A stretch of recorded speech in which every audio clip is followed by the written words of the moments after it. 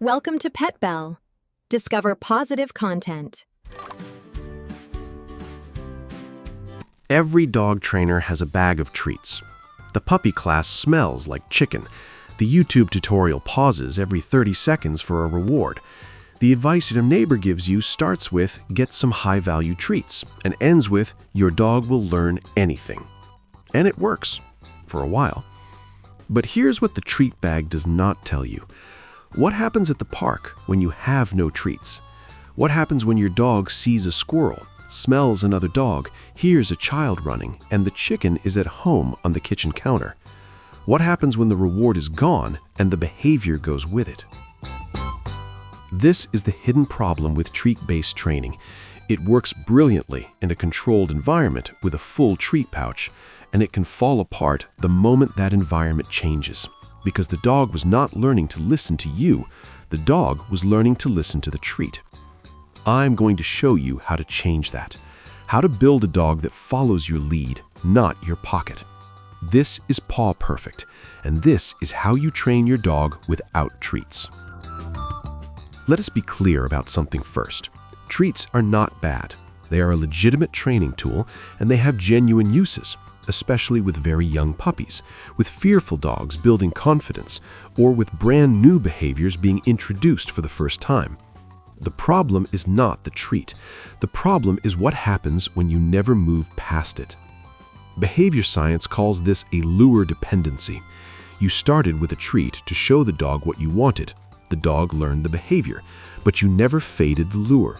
You kept producing the treat every single time. So what the dog actually learned was, if I see a treat, I perform. If there is no treat visible, the deal is off. There are 3 specific ways this plays out in real life. First, the treat becomes a bribe, not a reward. You show the treat before the behavior. The dog holds out until it sees what is on offer. You have accidentally taught negotiation. Second, generalization fails. The behavior only exists in the rooms, the positions, the conditions where treats appeared. Move the dog to a new environment and the training seems to vanish. It did not vanish, it was never built to travel. Third, you lose the relationship as the primary reinforcer. And this is the one that matters most. Your dog should want to work with you because you are worth working with. Because your presence, your attention, your approval, those things matter. When the treat is always the answer, you as the handler become the middleman between your dog and the food. That is a very fragile foundation. The goal of treat-free training is not deprivation, it is connection. Let me show you what that looks like in practice. Dogs are not food-motivated at their core. They are social animals. They evolved alongside human beings over thousands of years, not to earn meals from us, but to live, work, and communicate with us. The food drive is real, but the social drive runs deeper. What this means in training terms is that your approval, your attention, and your physical presence are all reinforcers. They are rewards the dog cares about, often more than food, once you know how to deliver them correctly. The research on this is clear. Studies from the Hungarian Ethology Lab at Budapest, some of the most rigorous dog cognition research in the world, show that dogs are uniquely attuned to human social cues. Eye contact, pointing gestures, voice tone. A dog reads all of these as meaningful signals.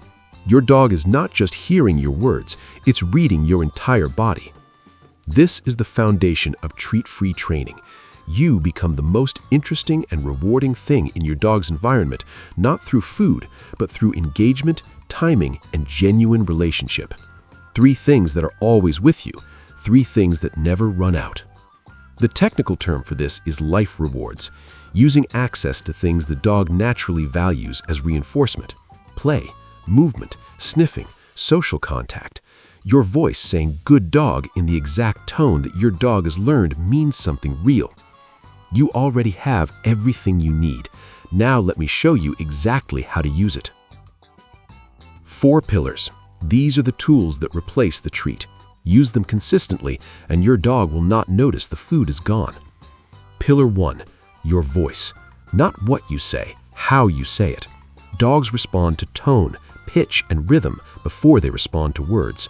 A low, steady voice means calm authority. A higher, faster voice means excitement and play. Most handlers speak in one flat tone and wonder why their dog seems unresponsive. Play with your voice. Use it like an instrument. Your dog is listening to the music, not just the lyrics. Pillar 2, your body language. Stand tall and still for a command that requires stillness. Move backward with energy to invite your dog to come. Turn away completely to signal that engagement is ended. Your body is giving a constant stream of information. Most owners have never turned that signal into a deliberate training tool. Start now. Pillar 3, play as a reward. The moment the behavior you asked for happens, the sit, the recall, the stay, you don't reach for a treat.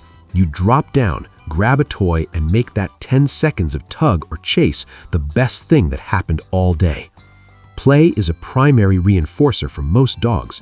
It requires nothing in your pocket, and it builds the association you actually want.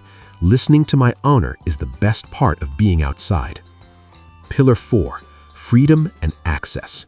This one changes how people think about training entirely. The walk itself is a reward.